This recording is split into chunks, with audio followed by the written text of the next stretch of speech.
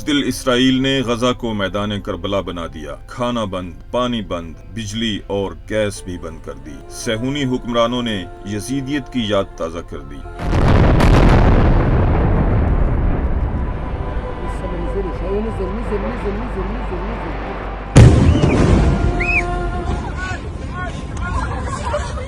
شکست کے خوف سے اسرائیل نے غزہ پر وحشیانہ حملے کیے، رہائشی عمارتیں، مساجد، اسپتال، پناہ گاہوں اور اسکولوں پر بم برسا دیے۔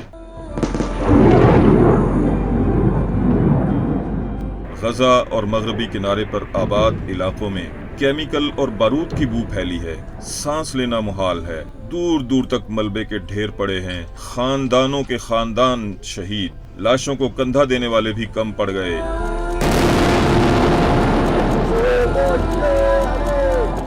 بھوک پیاس بھی فلسطینیوں کے حوصلے پست نہ کر پائی۔ خواتین، بچے، بوڑھے اور جوان، سب کے لبوں پر فتح کا نعرہ ہے، القدس ہمارا ہے۔